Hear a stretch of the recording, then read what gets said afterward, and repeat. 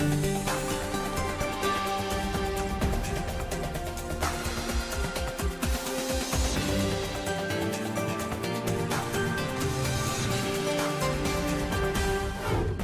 today's World Insight, NATO defense ministers up for a meeting in Brussels over top goals amid Europe's economic woes and nearly a year into the Russia-Ukraine conflict.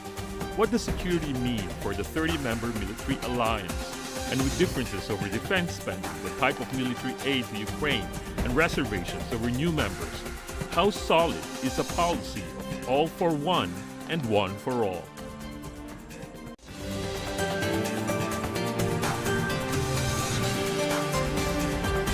Here's our host, Tian Wei. Hello and welcome to World Insight with me, Tian Wei. NATO defense ministers are meeting in Brussels this week to talk about strengthening the alliance, deterrence, and defense. Ministers are expected to step up military aid for Ukraine, improve defense capabilities, and replenish stockpiles.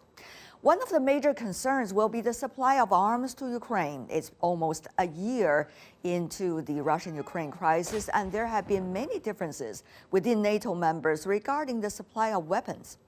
After a year of instability, uncertainty, and growing recession risks across Europe, how realistic are expectations from the meeting of NATO defense ministers? What's next for the alliance? Let's have our panelists.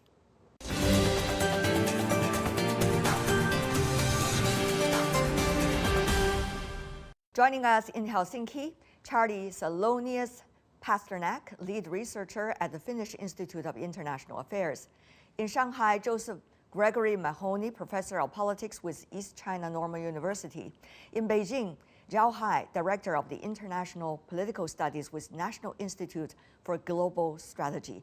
Gentlemen, welcome to the program. Defense ministers' meeting is expected to be a prelude for the discussions at the Munich Security Conference. We also see there are a lot of issues that it seems that the ministers from these NATO countries are trying to come to some kind of consensus. To you, Mr. Pasternak, what do you see the most important priority this time? Well, it would be easy sitting in Finland to get Finland and Sweden to be NATO members, but I think globally speaking, that's probably not it. Globally, it is in Europe, how NATO will continue to assist Ukraine. And while NATO doesn't have a global mandate, probably discussions about what could NATO's role be, whether or not it's in international crisis management operations, how to work with the EU, kind of broader issues like that. How much in line, in consensus, Professor Mahoney, do you see those from NATO are at this point, for example, about how to deal with next stage Russian-Ukraine conflict? I think we've perceived for some time some cracks in the narrative. Certainly, there are two different emphases. One that is generally being described as a Western emphasis that is not wanting to escalate perhaps the conflict in Ukraine more than it already is, versus an Eastern narrative, which is generally ascribed to the Baltics and perhaps a few other countries that want a much more aggressive position. And we're seeing this already in some of the discussions related to who might replace the current Secretary General later this year. But yeah, there are some different opinions, and of course we had the very public opinion made by Berlusconi the other day, saying that he would not go to Kiev to greet Zelensky, that he was opposed to the conflict. So yes, there are some differences, but I think what we'll see during this meeting, as we've seen in previous meetings, is the ability to present a united front. Dr. Zhao, we've been hearing from certain media reports suggesting there could be a possibility for negotiations suggested by one side, for example, Russia, about the Russian-Ukraine conflict. Of course, there are various media reports suggesting different things, interpreting the quotes of Russian officials. Now, Dr. Zhao, looking from afar from this part of the world, what do you make of the NATO defense ministers meeting, likely their consensus? Yeah, I think there are short-term urgency and then the long-term prospect for the conflict in Ukraine. For the short term, the NATO members are expecting a major assault from Russia. The Russians are preparing for this for a pretty long time, and they're expecting this. But however, they don't think right now Ukraine is ready for that attack, and therefore this meeting is very important for the NATO members to prepare Ukraine military to be able to have critical capability to defend against the Russian offensive. On the long run, the problem, of course, is how to end the war. Everybody knows that a political settlement is a necessity. However, at this point, the positions of two sides are too far away. There's no common ground, even though the Russians maintain the door for negotiation is still open. However, they insist that any settlement must be based on the current reality. And of course, for the Ukrainians and for NATO members, they want the whole of Ukraine territory, and they want to drive the Russians back. And therefore, so far, there's no common ground, and each side wanted to continue to fight until the other side agreed to their proposition. How much can we expect that this military alliance, NATO, will not become an ideological alliance or creating furthermore ideological divide between, quote unquote, the East and the West, and also particularly regarding China? I think that there is an awareness in Berlin. I've been speaking with people in Berlin, and certainly I think there's a similar awareness in Paris that this conflict has helped the United States achieve some of its strategic goals vis-a-vis Europe, that it has knocked back Russian energy supplies, that it's divorced this relationship that had gone back to the Soviet years, and that it has knocked back what I think many Americans saw as unfair trade practices associated with Germany's export-led industry that had depended on cheap energy supplies. So, but my sense is that we see in not only in Paris and Berlin that this overall conflict has diminished the European Union, which, by the way, was long established not only as a type of pushback against Russia, but also against U.S. hegemony. Well, I think it's important to realize, and we've spoken about, a crisis or so is Russia's attack against Ukraine. And if we think back less than 2 years ago, there was a lot of talking about, the West is weak and cannot do anything after the withdrawal from Kabul. But we've seen the West, not just Western, traditionally Europe, North America, but as I said, parts of Asia getting together on this. So I would actually say that while militarily it's quite clear the EU is not strong, in many other ways, there has been a remarkable turnaround in unity. Then you have individual exceptions like maybe Hungary or Berlusconi, who would love to have a photo op with Putin instead of maybe some of his allied leaders. So I do see again a West that is stronger. But looking at Europe, I do not see that there's a united sense that now this means an extra step by NATO elsewhere in the planet. And I think that's important to understand.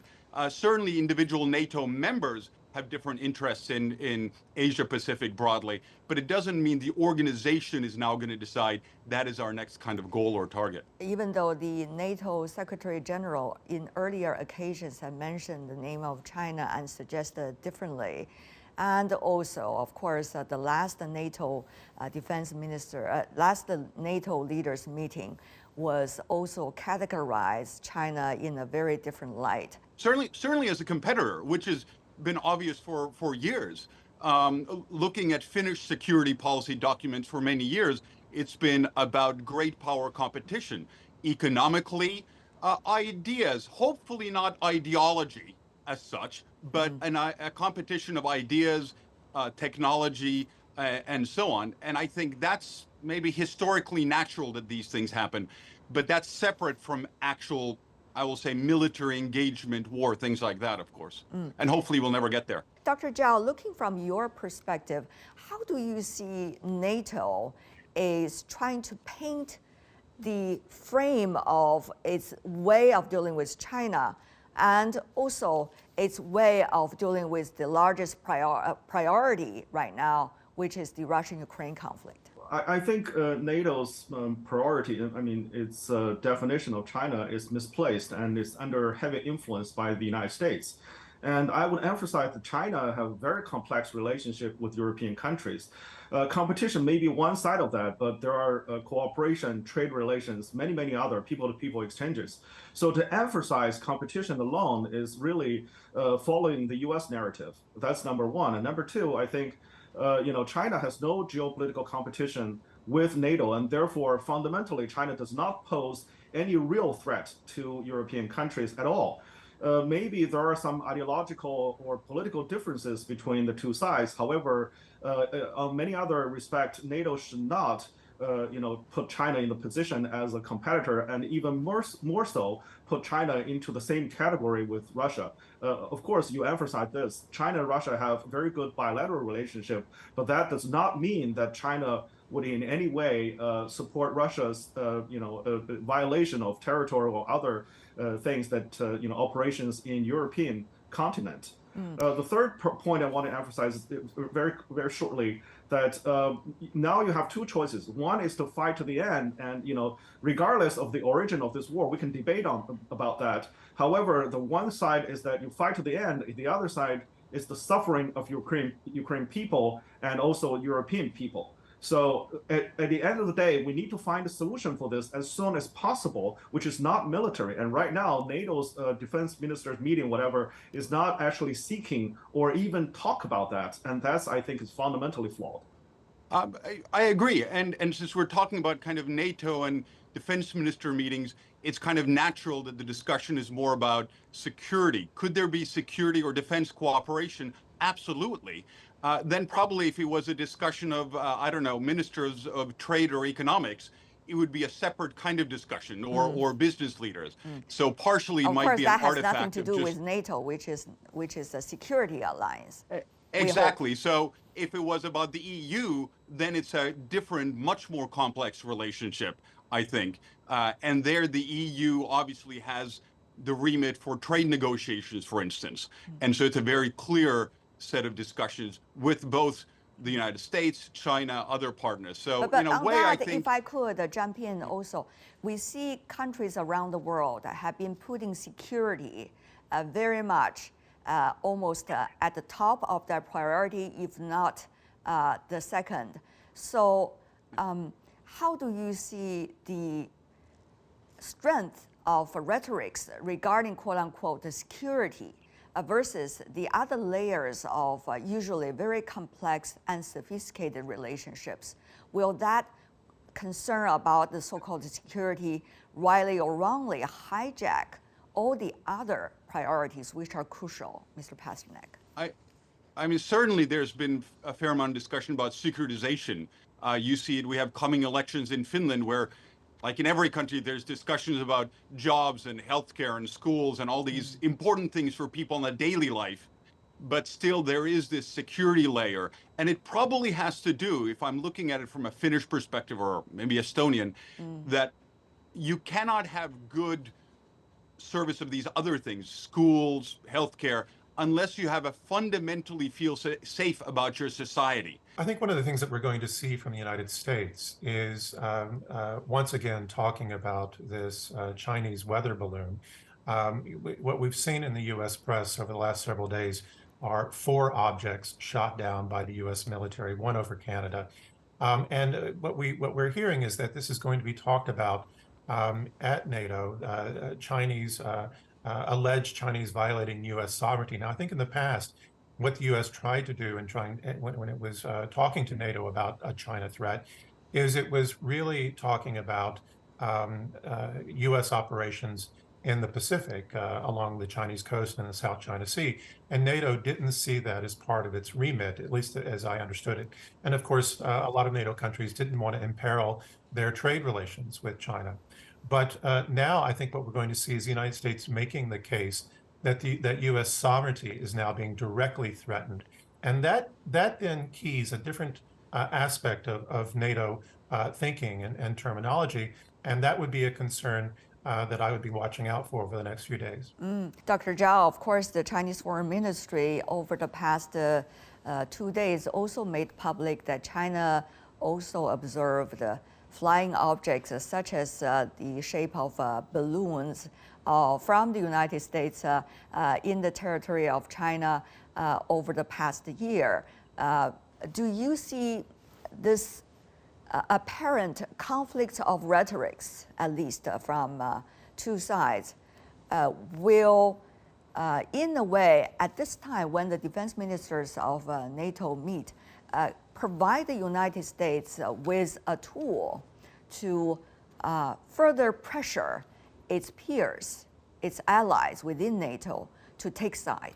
Yeah, I think definitely the United States would use the intelligence right now it has on hand to try to pressure its NATO members to have a common front against China. However, I think this balloon thing is about best practice, and previously the U.S. violated Chinese space, and also China probably have flown balloons over the United States.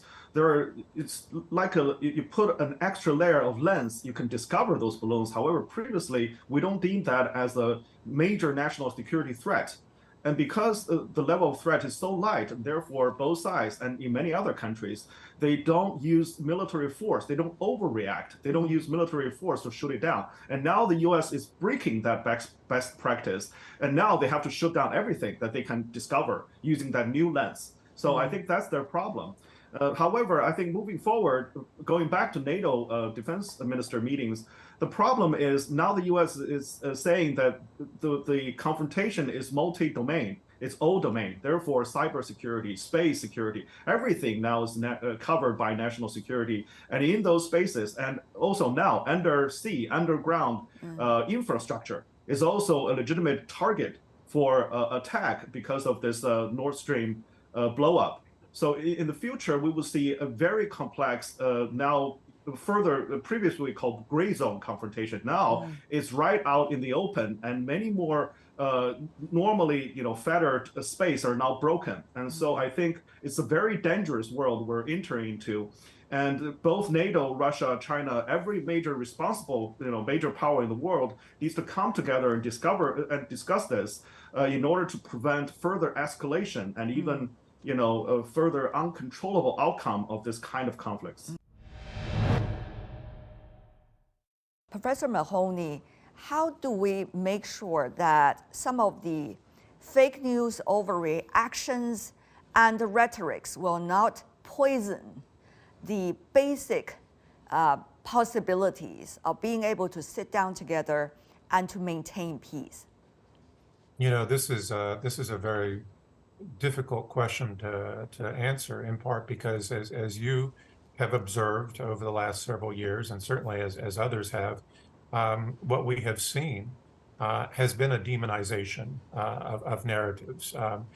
We've seen that coming out of Washington, directed at China, certainly, and accusing China of some of the worst crimes of humanity, in essence. And completely fabricating all sorts of horrible things in order to advance a political agenda in both in global discourse and in terms of domestic politics, both of which are highly polarized. And we've certainly seen this directed against Russia, sometimes deservedly so, sometimes certainly driven to hyperbole.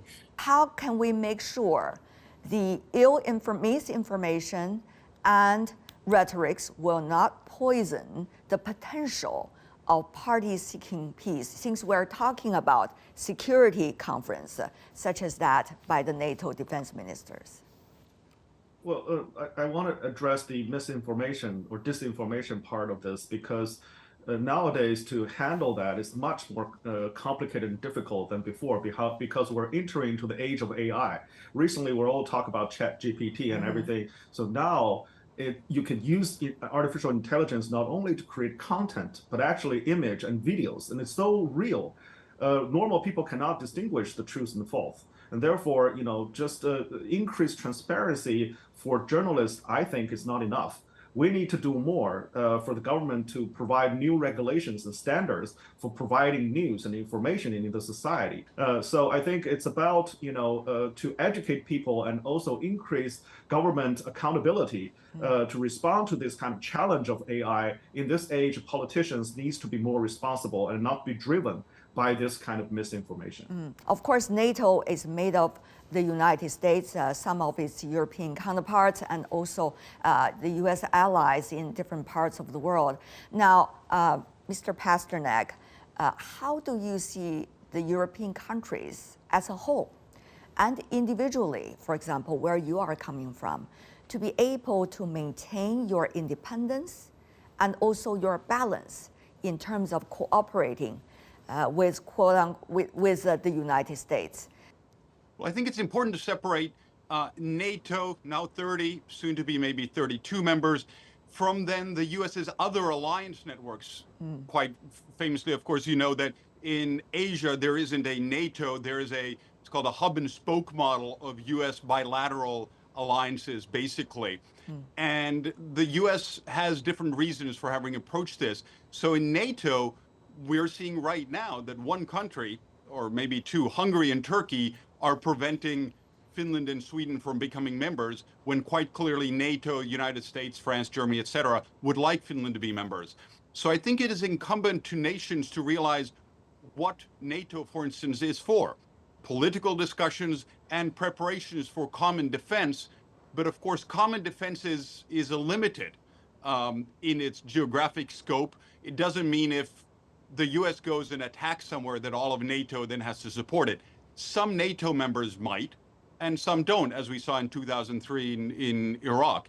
I think if I look at Finland, it's a matter of our constitution mentions the EU, which is a broader societal security economic focus, and NATO will be part of it. So it'll be a negotiation, I think, as always, between national interests and then collective interests. It's too soon to see how Finland will deal within NATO, but I don't think it'll be very different from how Finland tries to be constructive within the EU and solve problems rather than, as a small country trying to create them. Yeah, I'm not as optimistic. I do understand that Finland has a long and complicated history with Russia, and certainly that's playing into the current circumstances. And indeed, the current circumstances provided the tipping point for Finland to want to change its mind and finally join NATO. I do think we have reached a point where the United States is, I think, very deliberately, certainly after Trump and with the Biden administration, trying to re-extend U.S. hegemony over Europe and to use this as leverage. I do think that the U.S. is a key driver of escalating the conflict. I think the expansion of NATO after the Cold War was a key driver of the conflict. I think the conflict is driven substantially by the United States wanting to perpetuate fossil fuels and the power of the U.S. dollar, and Russia wanting to perpetuate fossil fuels, but not with the U.S. dollar. I think there are a lot of issues that are going on here that are quite frankly very overwhelming of whatever Finland thinks is in its own narrow interest. So I would be very cautious of getting on board this fast-moving train, because I don't think it's going to end up where most Finnish people hope it does. Yeah, I think when NATO expands, and ultimately you will have different people, different culture, different history. And we all know the difficulty of reaching consensus. And now I think Turkey, Hungary, and other countries might disagree with Sweden and Finland joining NATO. And in the future, if the two countries join, there will be more sort of fracking point between these countries and the United States. So I think on the one hand, NATO is a relic, and it should not exist at all. It should be transformed into a more broad regional security framework. And now it has become, I think NATO will persist. It will exist for a very long time. And in the future, it will become sort of an instrument for U.S. empire. Well, you agree with that or disagree with that, it doesn't matter. Right now, the U.S. is in that position to revive and to strengthen NATO further. So I think it's up to each individual country in European continent to decide whether or not their country want real peace and stability, or they want to join a military alliance to secure their own future. And I think that's problematic, because once you further expand NATO, that will be very problematic for Russia, and will have more conflict not only in the Baltic Sea but also around the Black Sea. How do you see the relationship between the so-called security and the aspiration for peace that we all have? Yeah, I think if we think of it from an old Chinese perspective, there's always a relationship. I thought you were going to provide an American perspective, but you're saying from an old Chinese perspective. Okay. I've been living in China for so long, and I'm a Marxist. I can't be a reliable American voice anymore. But I think the key point is, that there's always a relationship between these two terms, and you always have to talk about them in tandem. You always have to talk about the yin and the yang. You always have to talk about harmony and disharmony. And if you're not combining these things in the same equation, then you're really neglecting one at the expense of the other. Mr. Pasternak. Peace is, to me, you can have a positive peace. You have a freedom to do things because you are not threatened. You have a basic education. You have food. You have somewhere to live.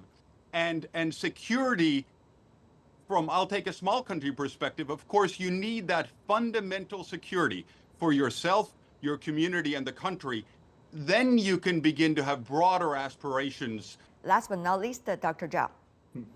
I think one country's freedom might be the other country's fear, and that's repeated in history. And the U.S. freedom has caused fear around the world. So I think that's what we need to keep in mind, and that's why China provided global security initiative, advocating common security rather than collective security. The U.S. is always using military alliance to make sure everybody enjoys some kind of security. However, outside of that alliance, other countries will fear that their security might be violated. So therefore, I think in the future, we have to aim for a common, indivisible security rather than collective security. All right. Thank you so much. I love those answers, certainly from different perspectives. Once again, Joseph Gregory Mahoney, Zhao Hai, last but certainly not least, Charlie Salonius Pasternak. I always hope I got your name right. But thank you so much, all of you, for joining us. Appreciate it. All the best. Thank you. And that's all the time we have for today. If you'd like to know more, search World Insight to check out our YouTube channel. Follow us on Twitter and Facebook. I'm Tian Wei. On behalf of the team, thanks for being with us. Bye for now.